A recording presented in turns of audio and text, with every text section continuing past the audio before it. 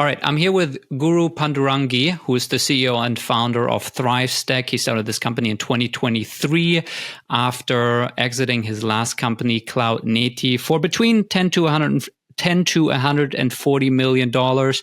We can't know the exact amount. To Zscaler, he was the VP of Cloud Infrastructure Security there for 3 years, left the company to now start ThriveStack, the company that he's running, which is still pre-revenue. They're still pre-product. They're building the product. And the main pitch, from what I understand, is that they're helping sales-led companies easily and fast implement a PLG motion. Is that roughly correct, Guru? That's right. That's right, Finn. So is it, if I understand the product correctly, the idea is that if I'm a SaaS company, I have a product, I have a sales-led motion that I sell into mid-market or enterprise, I have a 10, 20, 50K, 100K ACV, and I've heard about PLG. I like this idea of self-serve. I want to give customers the idea, the option of trialing our product and using it for a little bit. Maybe I want to get into the SMB segment, and this feels like the right way to enter into this segment. You are building kind of like what feels like a no-code drag and drop builder similar to Zoom that has like all the different, let's say, components that I would need to take my product that I already have and put a PLG motion on top of that, from a sign-up field to like an onboarding process to, do I get the right idea? Yeah, so I think maybe the context helps a little bit. So first and foremost, I come from a sales-led background. I built my previous company, which was both sales-led and partner-led. And we were growing pretty strong, and the context there is that as we were building, we had become very feature-rich in our product. But we started getting competition from really new and early stage companies who were product-led. And our sales team would not go and talk to customers unless until they saw that there was about $30,000, $40,000 of yearly revenue. If it was anything less than that, they would drop the ball on them, so they would move on, right? So it wasn't really worth their while to spend time and money on getting customers, which is $10,000, $15,000 a year, or much lesser than that. We started seeing competition from product-led, cloud security companies who would go sell to these potential customers, and these potential customers would go, find them somehow on AWS Marketplace, Azure Marketplace, or on just by Googling, and they would try their product. They like their product, within 15 days or so, they will enable the trials, and then they will pay forward to it. And after they have started using the product, our sales team will go and approach them saying, that, hey, you are a new company, or you're an early stage an enterprise. We have this suite of products. Would you be interested? And they would come back and tell us that, hey, no, we are using a competition of yours, and it was extremely easy. We didn't have to talk to anyone. We could go and understand the value by just trying the product ourselves, and we have used it. So goodbye to you. And they would send off our sales guys. That led us to start thinking about, hey, that this product-led revolution, and I wasn't aware of the term product-led at that time, because sales was never product-led, at least in my mind. But over a period of 3 to 4 months' time, we started seeing, quite a bit of competition with product-led, companies. So that's where the idea came up. So you had the pain point that you had a sales-led motion. You had certain customers who had a lower ACV of like 15K, 10K that you felt like just wasn't worth going after with the sales team. And then you felt the pain of getting that revenue kind of cannibalized by competitors who had a PLG motion. And it was just a better experience for those potential customers that once they were in that ecosystem and they had tried that product, they weren't even interested in talking to your sales team anymore, because they were like, well, I'm using this product and I like it. And so like, why would I now hop on a demo call with your team to look at your product? Correct. And the friction was too big. The friction of our sales team calling them up, pretty much in a cold call. The second part of it was that they would not be ready to give the time. And remember, this is around the pandemic days, even the early pandemic days, when people don't want to talk to people, they don't want to go and meet. and have the demo experience conversation. It was just too much. The third part was, and I think that's where we found out that people don't want to talk to people, especially when they want to research, they want to try something else. They want to have their own, I would rather even say, a buyer experience which is completely unencumbered by the sales team. So they want to go self-serve, experience it, understand the value, and then decide whether they want to buy small or want to buy big. So that was the core underlying problem that we were trying to solve. So in a sense, that's essentially we started researching internally at that time within Zscaler. Can we build our own product which can be more product led? And then that's where the realization came in. At that time, Zscaler had about 8 or 10 products out there in the market. It's a public company, and mine was just one of them. And we were finding the same across all the entire product line as well. Right?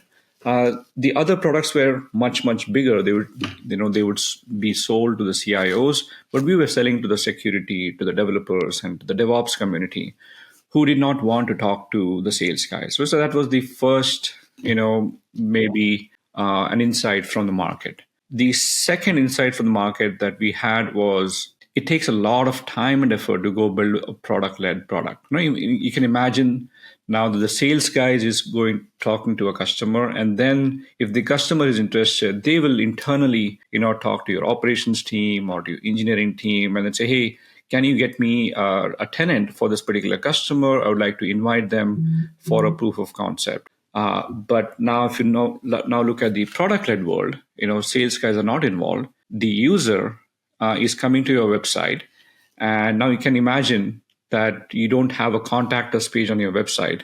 You have a sign up button on your website. So CTA would be a sign up. And now you can picture the end user is coming directly to your website, marketing website, click on sign up, and not really talk to anybody else within the company, right? So they would go sign up, try the product, and the product needs to now be able to go tell who this end user is, which company they belong to, and what specific things that they are trying to try from your entire suite of features. And that is where we said, hey, you know what? The age of self-serve economy is upon us, where the end users are now in control and they want to experience the product without really talking to any sales rep. So let me interrupt you here, because I need you to ask you this, because you're in that space, and I've seen some people talk about this on LinkedIn, that when you are a company, you have an enterprise sales motion, you hear about this PLG thing, you think it's the silver bullet, and you plug a PLG motion onto an enterprise software company. Two big problems with that. Number one, your product is not ready just because you add some sign up form to it. Like, you're currently selling into an enterprise customer who is used to having an implementation manager and an onboarding process, and you can't just plug like a sign up form onto your product and somehow expect people to find your way around your enterprise software. And two, once you implement that, you're cannibalizing your own enterprise deal flow, because what you might have previously been able to sell for $60,000 ACV deal, they don't book a demo on your website anymore. They instead sign up for a free trial, and now they start with like a $50 a month product, and now you need to work really hard to somehow convince them to get onto a $60,000 contract. So given that you're in that space and you help basically companies implement this, what's your take on those two things? Yeah, I mean, it's very hard, right? So for an enterprise, for a successful sales-led company to layer on a product-led growth motion is very, very hard, right? I think the right words that you mentioned is there is this self-serve portions of the revenue feels or somehow cannibalizes the sales-led motion. So there's conflicts within the company. The second part is, well, how would you compensate the sales guys? Would you compensate them for new logos? Because if the end users are coming and signing up, without talking to the sales guys, would you rather compensate your sales guys for acquisition? And the answer is that typically, when an end user or an account is acquired, it's acquired for a very small revenue. Sometimes it's it's beyond, it's way below your credit card limits. It could be even $100, $300, $1,000 a month, where the sales guys won't even deal, with something of that sort, right? So it's not necessarily cannibalizing, but it's the mindset that is the sales compensation directly based on acquisition, because that's what used to be the case earlier. The second part is, well, if it is not acquisition, what should be the sales now be compensated for? Is it for onboarding? Well, they've already bought the product. Is sales team going to do the onboarding? The answer is no. Is a sales team, is the sales team now required to do the upsell? Do you compensate them for that? I think the answer is that as the enterprise sales motions adds product-led growth motions, the sales team's job roles change quite a bit. They are now compensated not on the acquisition, but on the upsell, on the retention, and all of these aspects. So this is a change in a playbook in how sales would be compensated, and that's also very hard. The other part of which is very hard is that engineering and product and product teams now will have to build practically a brand new product, that is self-servable. Right, the typical sales-led enterprise product, they're not self-servable. You can now imagine that there's a sales guy who's talking to the end customer and say, "Hey, what use cases are you interested in?" And he will craft out a demo, stitch together the demo to showcase that particular use case, right? And they will say, "Hey, ignore this, click here, and try this out."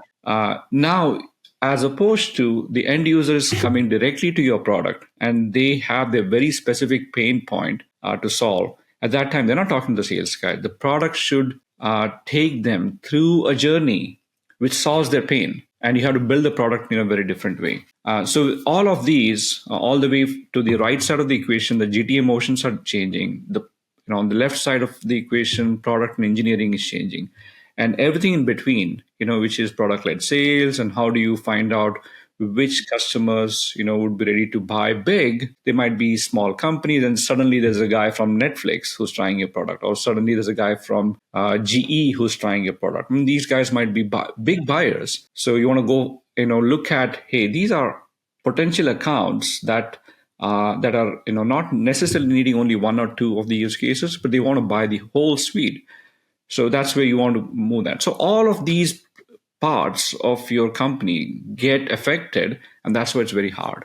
How are you thinking about, because you're building a platform to help companies implement the PLG motion, are you thinking about adding services or consulting on top to help them figure out like how to redo their comp structure and how to redo their product experience and how to redo their customer success team, and how to add a product-led sales motion on top of that? How are you thinking about that? Yeah, I think that's a good question. So we are a product company. And right now, as we're building the product, we recognize that there are three personas, that we need to care for. The first persona is the engineering and the product management team who wants to go build a self-serve product. So we are, right now we are focused on building towards that. The second persona is that once the product is out there, end users are now using your product. There's a team really within the SaaS company who wants to understand who's using my product, how are they using my product, which features are they using their product. Typically, that's referred as the product analytics part of it. And that's very different than the regular product analytics. This is more on the PLG product analytics part, or the PLG analytics.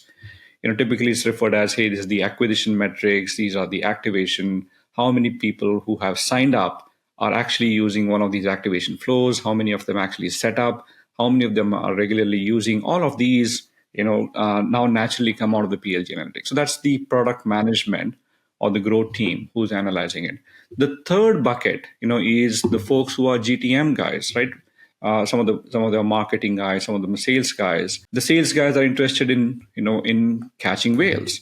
The marketing guys are interested in adding more signups, right? So either something that we can do to help the marketing teams to automatically promote and invite new users in the market through our product line. So essentially, we are trying to go after the build, the analyze, and the drive from a GTM standpoint, and covering those bases. But I think you had a very interesting question.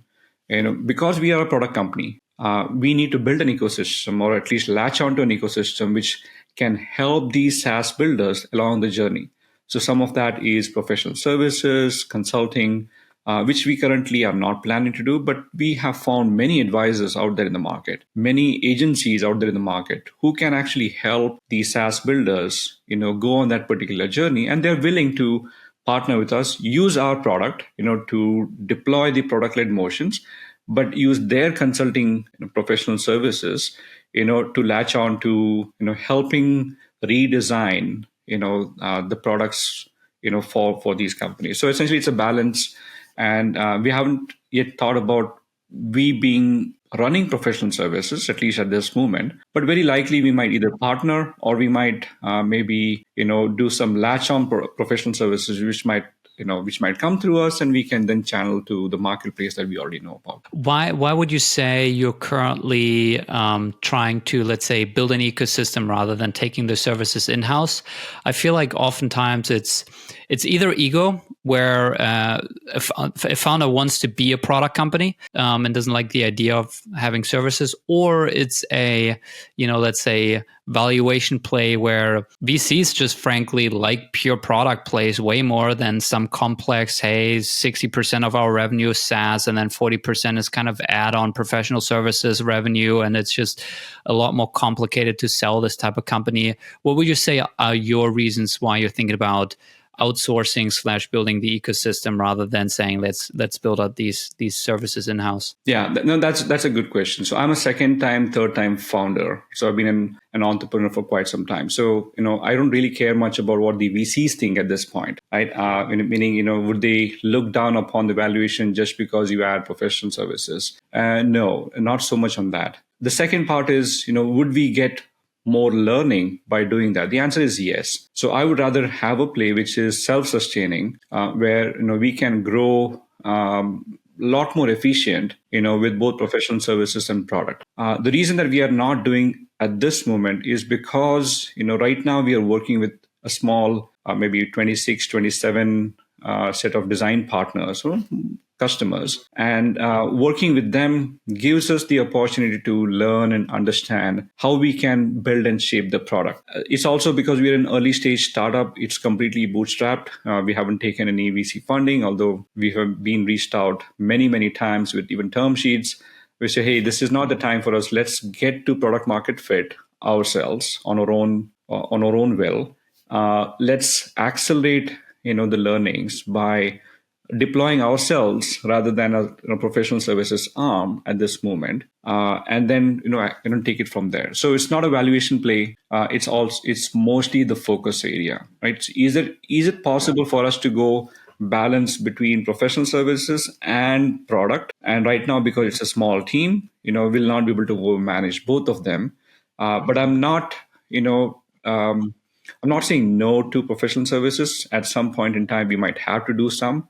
Because this is an area which we get a lot of questions from the customers themselves, and hey, how do I do this? How do I do this? And we won't have the time to do it. So it might be a better head if we are building an ecosystem, a community of players, or even bring in advisors which are full time on our payroll, and we'll see how that goes. Got it. Interesting. All right, let's go a little bit back to your previous company, Cloud Native. So it looks like you sold that for 8 to 9 figures, which obviously that's a big accomplishment. Congratulations on that. From LinkedIn, it looks like you guys scaled up very fast, and that you sold this company within 2 years of starting for a big amount. So if you go back and reflect on that, what do you think were the contributors, or what did you do right to get to this type of exit so quickly? So there are a couple of things that led us. The first one was the market was pretty hot. Cloud and cloud usage was growing very rapidly. The second was that there is the play that we were having was a combination of security and compliance, and that was needed for most companies that we would talk to. The third thing that happened is that we found some partners, and some of these partners are Microsoft Azure, who invested in us. We also had partners like KPMG, Deloitte, PwC, and the risk advisory firms. They were using our product internally, and they were also using it, to deploy to their customers. So all these three factors, which is market was right, timing was right, and we had some amazing partners. That quickly led us to, the moment our product was live, and we showcased that product in one of the Microsoft Showcase, events, and then at the Deloitte's events and at the KPMG events, and suddenly it boomed, right? So Deloitte became a partner of record, and they started sending us some customers. Microsoft, started compensating their sales team to sell our product. So within a span of 3 to 4 months' time, we started having lots and lots of signups to the product. All of them were partner led. So we had to go tune ourselves. We didn't have a sales team, per se, even at that moment. So we had to tune the product to become partner led. So we said, hey, we register Microsoft as a partner, and Microsoft, you and your sales team will go and click on these things and automatically add a new customer. That's how we will know.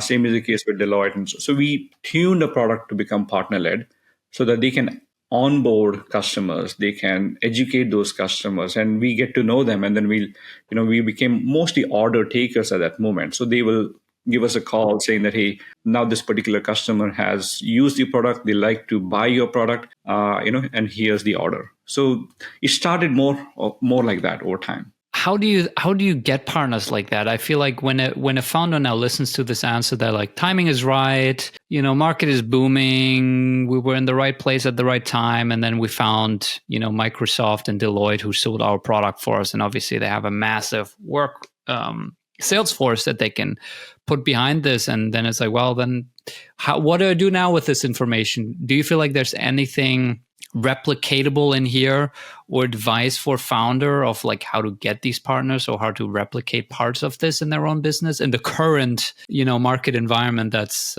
different to 2020 and 2022? Yeah, I think one thing at least that helped us in the past is that we didn't go partner with Azure and Deloitte by ourselves, right? We partnered with a security certification body called CIS, and we authored a new Center for Internet Security certification using our product. So our product automatically certifies it. Microsoft, and we demonstrated that to Microsoft. How did you get into that? Like, did you send a cold email to the right person, or how do you even get into that type of?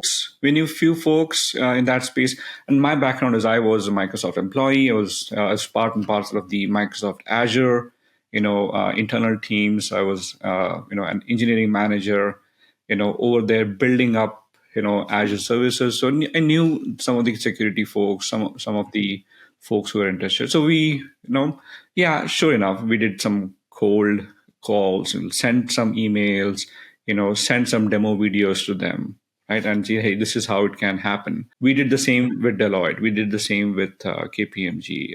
Pretty much, the entire risk advisory aspects of it. It took us building that. Wasn't easy because we had to go build an actual product, right? And then take a video of that and send it across.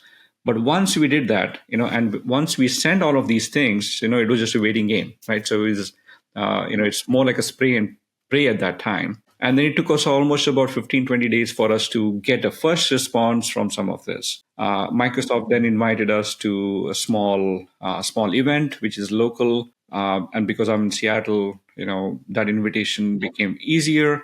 We went there, we demoed it, and there was they had kept a booth for us, and we were not aware of it. We can showcase our product to some of their large customers like Bank of America, Pfizer, and so on and so forth. That gave us the confidence that, hey, Microsoft is interested. And then 3 weeks later, they actually asked us to do a roadshow with them. So we flew to Barcelona, to Spain. We flew to Paris. We hosted various sessions to security bodies like PCI DSS and NIST and High Trust and so on and so forth. So that gave us both the air cover as well as, not so much as the media coverage, but at least we were in front of some of the large companies. Deloitte was a partner to Microsoft, so they noticed us. They were also manning our booth. So Microsoft, us, and Deloitte were together at 2 of these sessions, and then we sat down with some of the partners and we showed them this is how it's easy for them to actually gain more business for them. And they took it under advisement at that time, and then they asked a couple of guys to do due diligence on our product, and that took about 2 or 3 months time. But then the moment that happened, we won a first contract from partner, from Deloitte. When Deloitte won that contract, that was won against KPMG. And KPMG then noticed that, hey, Deloitte is winning contracts using our product, because we didn't change our branding. So we didn't white label it. We kept the same branding. So KPMG noticed it. And then KPMG, behind the scenes said, hey, we know that we have lost a contract to Deloitte and they used your product. Is it possible that we partner with you on some of their existing customers? So one thing led to other, and it took us almost about 4 to 5 months time for us to gain the partner advantage. And I think I think my recommendation to founders who are now trying to see if they can partner and use partners an advantage, it takes time. It takes at least 4 to 6 months time where you have to put in dedicated effort. You also need to believe in that channel is going to give you revenue, right? In my case, I had no options. There was the choice of getting 3 or 4 sales guys, to do the same kind of a selling versus, banking on partners and building a partner network and using partner strategy to acquire more customers. So it was easier for me because cloud is built on public cloud, right? All the companies are. So it was easier for me to go use Azure or AWS as the primary cloud partner and then the ecosystem around it. That advantage doesn't exist now. So any of the new SaaS companies who are building something of that sort will have to find newer ways to go to it. So in my current incarnation of being an entrepreneur, I'm trying to use the partner network. In this case, the advisory networks. There are PLG influencers out there in the world, and we're also doing podcasts with many SaaS builders, many influencers, many analysts like Gartner and Forrester. And there are many folks who can now start recognizing, even though our product is not out. We have a huge podcast as a channel. It's about like 50,000+ subscribers to our Substack. So we know that there is a latent demand in the market. We know there are specific personas who need to be catered to. So in one sense, we know that, hey, there is market. The timing is right. The market is right. We have yet, to build the partner advantage and then take it from there. From partner-led to product-led. Last question for you. I feel like one of the benefits of being a serial entrepreneur or starting multiple companies is that you can make mistakes and then implement that into your next company and start blank canvas. What are some mistakes that you maybe made with your previous company, with Cloud Native, that you kind of fixed now in your next company, like things that you did differently right from the start because you saw that you did them wrong with the first time? A couple things that come to mind. Yeah. So as a first time founder, and by the way, Cloud Native was not my first gig. I had a very smaller exit before that, but was extremely small. In like a couple of millions. But with Cloud Native, I learned the following. Right. So number one, I was very naive about build, and then they will come, right? So you build first and then they will come. So here with ThriveStack, my belief is that, hey, you can't just keep on building and then hope for the market to come to you. And in this case, as a second or a third time founder, my belief is a lot more reinforced in the fact that, distribution is more important than just building the product. So to get the product in the hands of, deserving end users, deserving customers, and it may not be fully functional, but at least win their hearts, saying that, hey, we are solving a larger problem. And then, do you want to partner us on that particular journey together, right? In about 6 months' time or a year's time, we'll make our product a lot more relevant. So because we are actually rewriting a new category that exists in the market, there's many point solution tools. There are tools to build. There are tools to analyze. There are tools to go to market. With product-led motion, we have an opportunity to go build, analyze, and drive all together on a single horizontal platform, which essentially means it's a new category, creation. And we can't go, go build, and then let them come. Instead, we are saying we are building with them. We are building in the open. we are, distribution becomes more important. What do you feel like is the right, let's say, time allocation? Because obviously you do still need to build a great product. So like, should you spend 50 and 50% on product, 50% on distribution right from the start? What do you feel like makes sense where you strike the right balance? Yeah, I think so. And I think maybe as a repeat entrepreneur now, I feel that at least about 30 to 50% of my time is on distribution. I'm talking to potential customers. I'm demoing even Figma mockup demos or even PowerPoint demos that, hey, if I build something like this, would it solve your problem? What are the other problems that you have? So sometimes it takes them to see something before they open up, right? If I just do a market research saying that, hey Finn, tell me the problems in the world, you might talk about problems that you might have with your wife or children or school.